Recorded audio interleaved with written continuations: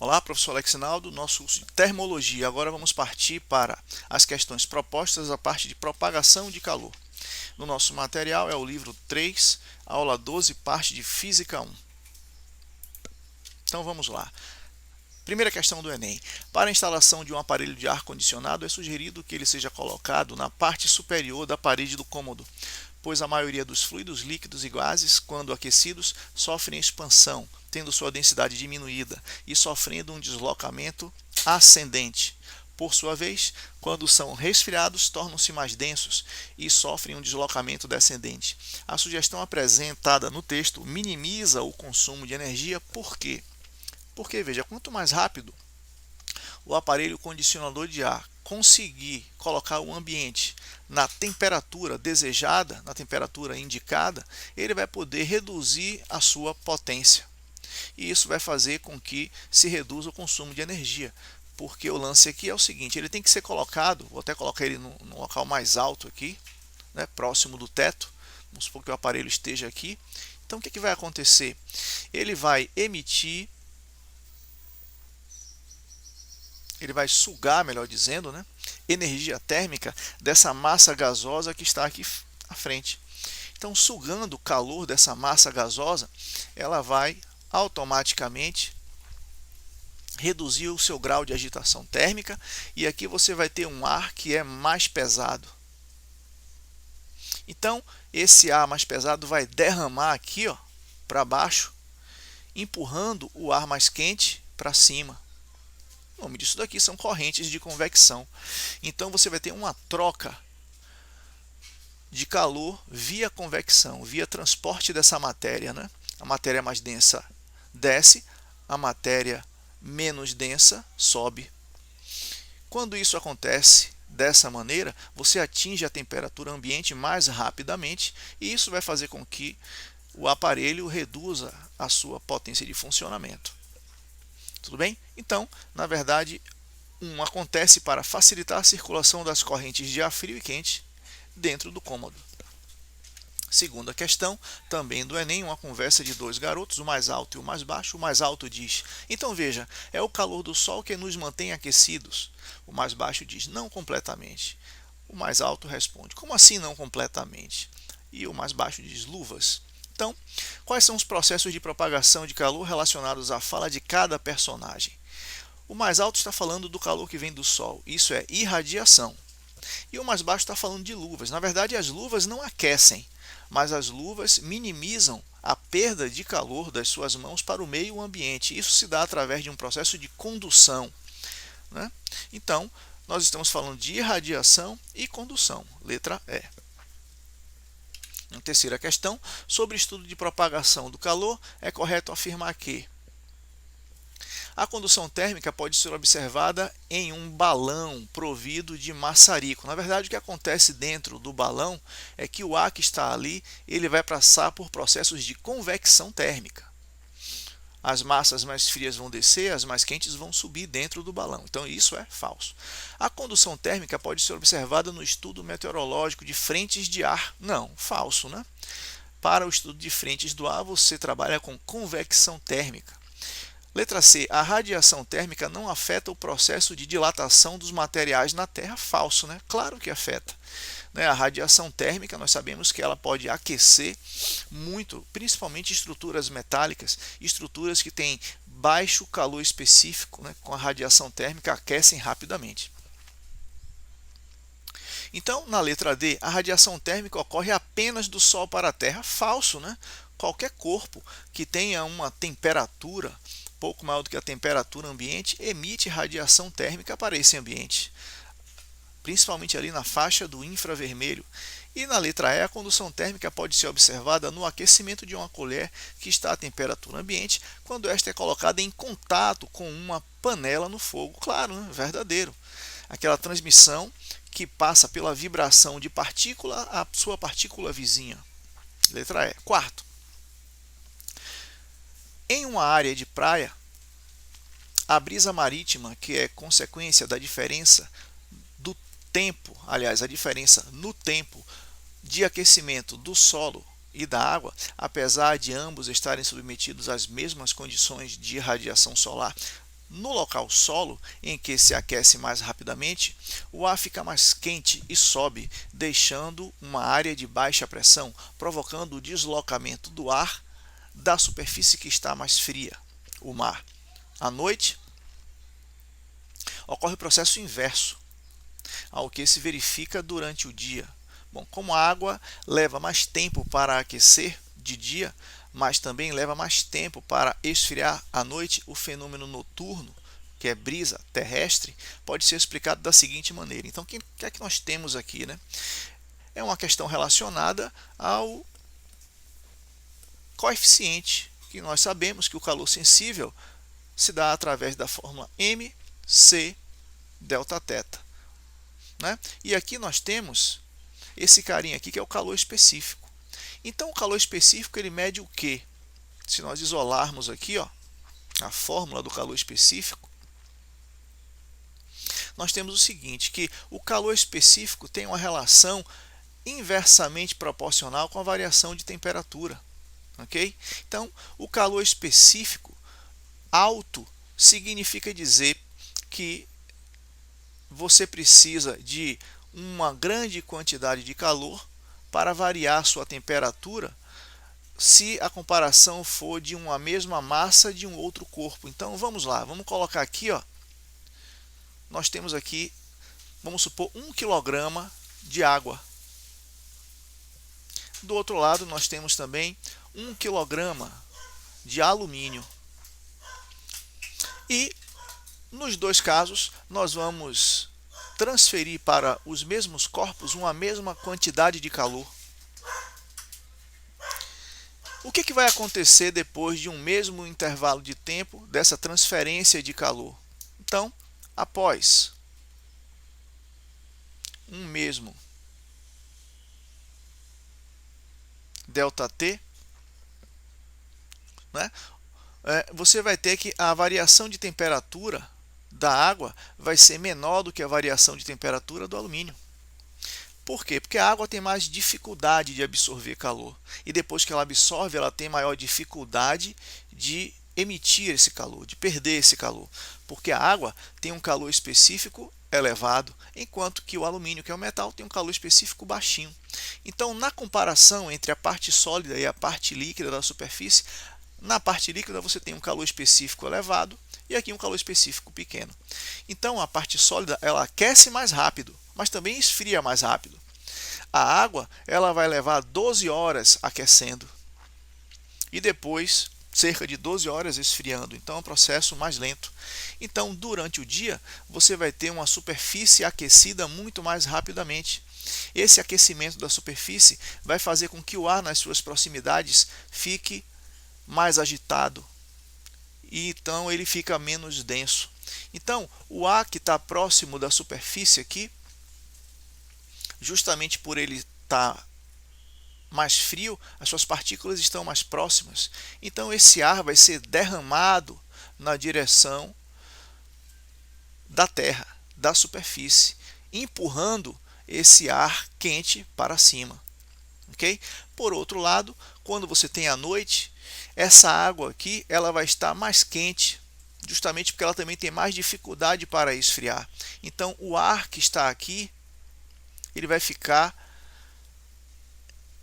com as suas partículas mais agitadas, vai ser um ar menos denso, enquanto que o ar que está aqui acima da superfície, um ar que vai estar em contato com a superfície mais fria, ele vai estar mais denso. Então, o que vai acontecer? Ele vai ser derramado na direção do mar, provocando essa brisa e empurrando esse ar menos denso para cima. Ok? Então, é isso que acontece aí na questão número 4. E a alternativa correta é a letra A mesmo. O ar que está sobre a água se aquece mais. Ao subir, deixa uma área de baixa pressão, causando um deslocamento do ar do continente para o mar. Do continente para o mar, que é a brisa terrestre, então, letra A. Na quinta questão, em um experimento, um professor deixa duas bandejas de mesma massa, uma de plástico e outra de alumínio, sobre a mesa do laboratório. Após algumas horas, ele pede aos alunos que avaliem a temperatura das duas bandejas, usando para isso o tato. Então, seus alunos afirmam categoricamente que a bandeja de alumínio encontra-se em uma temperatura mais baixa. Intrigado, ele propõe uma segunda atividade, em que coloca um cubo de gelo sobre cada uma das bandejas, que estão em equilíbrio térmico com o ambiente, e os questiona em qual delas a taxa de derretimento do gelo será maior. O aluno que responder corretamente ao questionamento do professor dirá que o derretimento ele ocorrerá mais rapidamente na bandeja de alumínio, pois ela tem maior condutividade térmica do que a do plástico. Então é letra A mesmo. Agora, para entender melhor o que acontece aqui, vamos lá. Vamos colocar aqui a bandeja de alumínio como sendo a azul e a bandeja de plástico como sendo a vermelha. Vamos fazer aqui dois experimentos, né? Aqui também nós vamos ter a vermelha e vamos ter a azul. Primeiro, essas duas bandejas têm a mesma massa, ele diz aqui, e ficam durante horas sobre a mesa do laboratório. Significa dizer, então, que ambas estão em equilíbrio térmico com o meio ambiente. As duas estão na mesma temperatura do ambiente. As duas. Ok? E aí o que acontece? O experimento se dá da seguinte maneira. Vamos colocar aqui, ó, o nosso dedo aqui. E o nosso dedo aqui. Nas duas bandejas, né? O que vai acontecer? Aqui nós temos a bandeja de alumínio e a bandeja de plástico. Aqui também é alumínio e aqui plástico. Nós vamos perceber, nós vamos ter a sensação de que o alumínio é mais frio. Por que isso acontece? Porque o alumínio, por ser um excelente condutor térmico, ele estando na temperatura ambiente, ele vai sugar calor da sua mão. Não é? Vamos supor que um ambiente aqui, ó, estivesse a uma temperatura de 20 graus Celsius, né? E a temperatura do seu corpo está a 36 graus Celsius. A sua temperatura está maior do que a temperatura ambiente. Então você vai ter aqui um fluxo de calor grande do seu dedo saindo para o corpo do alumínio. Então você vai ter essa percepção de retirada de calor da sua mão como uma sensação de ser o alumínio mais frio. Mas não é verdade. Ele estava na mesma temperatura do ambiente, que é a mesma temperatura da outra bandeja. Aqui, o fluxo de calor se dará, mas se dará de uma maneira bem menos intensa. O φ é bem pequenininho. Então você vai ter uma sensação de que o plástico é mais quente do que o alumínio. Mas na verdade os dois estavam na mesma temperatura ambiente, porque eles já estavam horas em cima da mesa. Bom, para comprovar isso, vamos fazer o seguinte. Vamos colocar em ambas as bandejas um mesmo cubo de gelo, dois cubos de gelo exatamente iguais, mesmo tamanho, mesma massa, mesma temperatura. Aí ele pergunta, bom, em qual das duas bandejas o derretimento se dará mais rápido? Se realmente a bandeja de alumínio estivesse mais fria, o derretimento do gelo na bandeja do alumínio se daria mais lentamente, porque o gelo estaria trocando calor com um corpo mais frio. Né? Mas na verdade você observa o seguinte, que se você fizer esse experimento, é na bandeja de alumínio que você vai ter a produção de água mais rápido, o derretimento se dá mais rápido. Justamente por quê? Porque o alumínio ele possui essa característica de ser um excelente condutor térmico, a maior condutividade térmica. Então, ele vai pegar a temperatura do ambiente e vai fazer com que o fluxo de calor se dê agora no sentido do ambiente para o gelo. Então nós temos aqui um grande fluxo de calor e isso vai fazer com que o derretimento do gelo se dê mais rapidamente. Aqui também haverá um fluxo de calor, mas um fluxo de calor muito pequeno, porque o plástico é praticamente um isolante térmico, né? Então o gelo vai derreter, mas muito mais lentamente. Então aqui você vai ter um fluxo de calor bem pequenininho, porque o plástico é um condutor térmico ruim, praticamente um isolante térmico.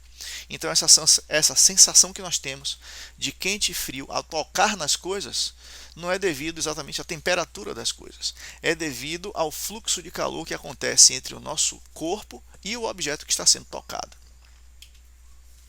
Questão número 6. Um fabricante de acessórios de montanhismo quer projetar um colchão de espuma apropriado para ser utilizado por alpinistas em regiões frias.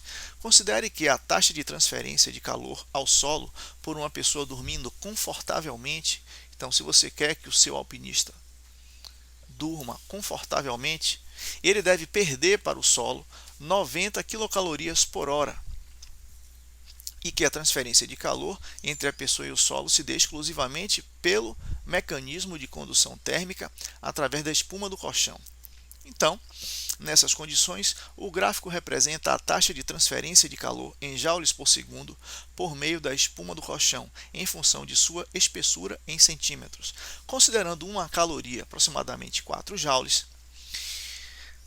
a menor espuma do colchão, a menor espessura do colchão, melhor dizendo, em centímetros,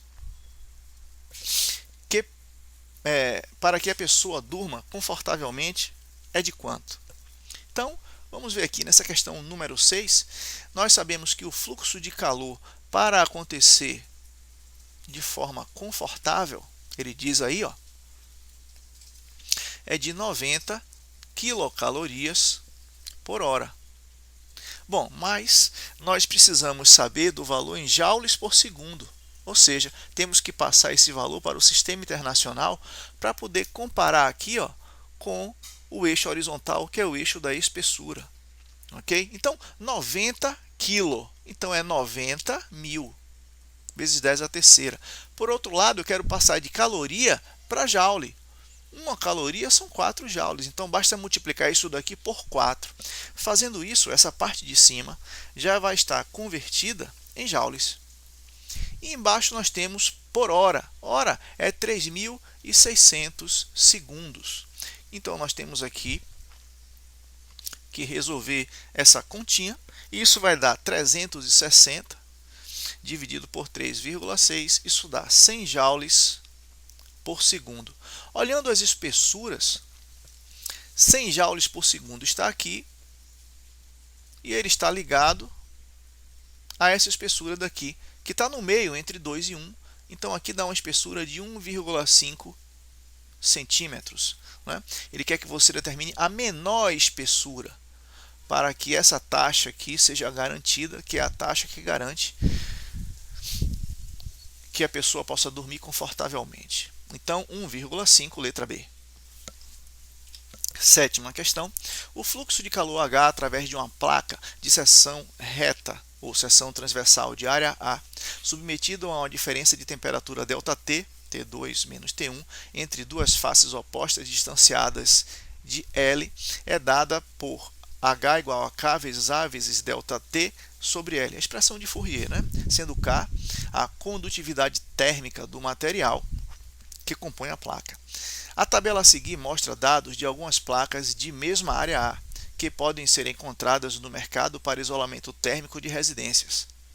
A placa que proporciona maior isolamento térmico para uma mesma diferença de temperatura é... Então, ele quer que você garanta que para uma mesma diferença de temperatura, então um mesmo ΔT, e ele diz que todas elas têm a mesma área A.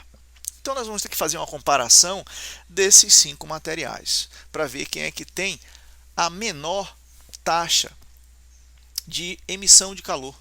Esse vai ser o melhor isolante. Então, vamos ter que colocar aqui e fazer as contas, né? Vai relacionar basicamente o K de cada um deles com a espessura, porque o A e o Δθ, ou ΔT, eu prefiro chamar de Δθ, a variação de temperatura, é o mesmo. Então, vamos lá. Vamos fazer aqui, ó, o fluxo para o poliuretano vai ser igual a 0,02, aqui, ó, poliuretano, está aqui, vezes A, que é o mesmo para todos, vezes variação de temperatura, que é o mesmo para todos, dividido pela espessura. A espessura ele chama de 5 centímetros, então eu vou chamar aqui de 5 vezes 10 a menos 2 metros. Por quê? Porque se o K está utilizando o metro na sua constituição, é porque o K está sendo dado no sistema internacional. Então, nós temos que converter todas essas medidas para metro, para também ficar no sistema internacional. Ok? Então, 5 vezes 10 a menos 2. Resolvendo essa conta aqui para o poliuretano, 4 vezes 10 a menos 6 vezes A vezes Δθ. Ok? Então, vamos para o próximo material, que é a madeira. Aqui vamos ficar com 0,12 vezes A vezes Δθ. E a espessura que foi dada para a madeira, 6 vezes 10 a menos 2. Isso daqui fica com 2 vezes 10 a menos 5 vezes A vezes Δθ.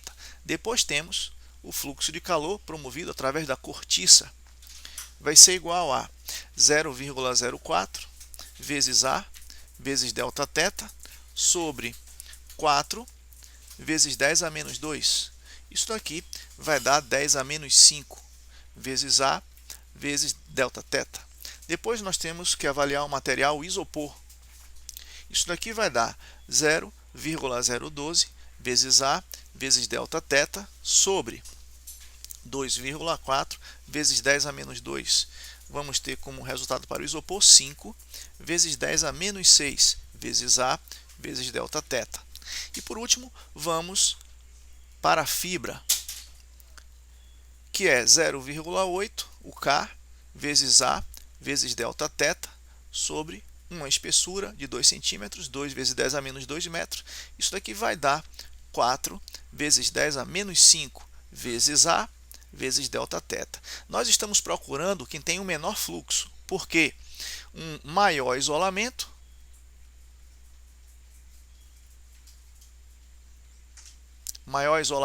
térmico, ele se dá para um menor fluxo de calor.